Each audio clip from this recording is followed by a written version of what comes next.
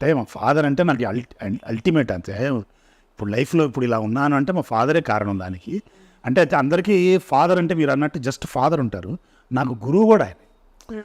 ఆయన పుట్టినప్పటి నుంచే నన్ను ఇదే ఫీల్డ్లో పెట్టాలని చెప్పి నేను చిన్నప్పటి నుంచే 6వ క్లాస్ 5వ క్లాస్ చదువుతున్నప్పటి నుంచే స్కూల్ అవ్వగానే ఆయనతో పాటు షూటింగ్లు తీసుకెళ్ళటం, ఆయనతో పాటు ల్యాబులకు తీసుకెళ్ళటం, ఆయనతో పాటు ఎడిటింగ్ రూమ్లు తీసుకెళ్ళటం. సో ఈ ఫిలిం దీని గురించి అంతా కూడా నాకు చిన్నప్పటి నుంచి నూరిపోసారు ఆయన. సో ఈ ప్రయాణంలో చివరికి నన్ను తీసుకొచ్చి ఫుల్ ఫ్లెడ్జ్డ్గా, అంటే ఆయన ఫస్ట్ నుంచి ఏంటంటే మినిమం క్వాలిఫికేషన్ ఉండాలి అని చెప్పి నా చేత డిగ్రీ చేయించారు.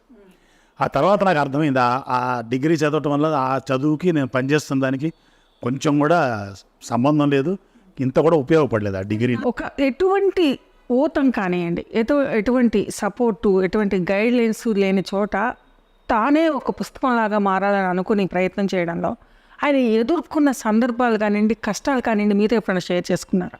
అంటే ఆయన పడ్డంత కష్టం మేము ఎవరు పడలేదు యాక్చువల్గా. ఇప్పుడు ఆయన ఆల్రెడీ దారేసేసి నడిపించేశారు ఆయన. సో ఆయన చాలా కష్టపడ్డారు ఆయన. ఆ రోజుల్లో సినిమాలు ఎలాగంటే ఒక సినిమా రాగానే మళ్ళీ 1 year గ్యాప్ ఉంటుంది. సో ఆ 1 year మళ్ళీ గెట్ ఆన్ అవ్వడానికి ఏదో అప్పులు ఏవో చేసుకుంటాము. సో ఆ స్ట్రగుల్ ఉంటుంది. ఇప్పుడు ఫైనాన్షియల్ ప్రాబ్లమ్స్ వచ్చినప్పుడు ఫస్ట్ మా అమ్మ జ్యువెలర్స్ ముందు స్టార్ట్ అవుతాయి. మెడలో గొలుసుల దగ్గర నుంచి, గాజుల దగ్గర నుంచి లాస్ట్కి చెవుకున్న కమ్మలు వెళ్ళిపోతుంది, ఏది మారోడి షాప్కి.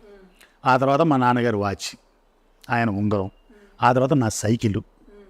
ఇక అది సైకిల్ అయిపోయిన తర్వాత ఇక మిగిలిన ఏముంటాయి, ఇంట్లో ఉండే దేక్షాలు, అండాలు, గంగాళాలు, ఇవి రాత్రుల పూట సైకిల్ రిక్షాలో తీసుకెళ్ళి అక్కడ పెట్టాలి. అది కూడా అయిపోతే చీరలు 3 రూపాయలకి 5 రూపాయలకి పెట్టడం.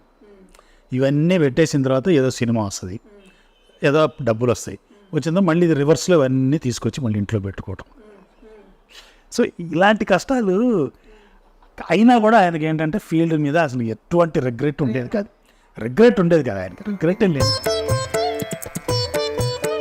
ప్రముఖ సినీ దర్శకుడు ఎస్డి లాల్కి సినిమా అంటే ఎంత ప్రేమంటే 18 ఏళ్ళు తిరగకుండానే సహదర్శకుడై 28 ఏళ్ల వయసులో తొలి చిత్రాన్ని దర్శకత్వం చేసి మనసా వాచా కర్మణ సినిమాకి జీవితాన్ని అంకితం చేసేంత సినిమా విజ్ఞాన ఖరీద చిత్ర పరిశ్రమలో ప్రత్యేకమైన స్థానం సంపాదించుకున్న ఎస్టీలా ఆదర్శాలు సినిమాలో డైలాగులుగా కాకుండా చేతల్లో చూపిస్తూ సినీ కార్మికులకి కాలని సిబ్బందికి సెట్లో సమాన భోజనం ఏర్పాటు చేశారు.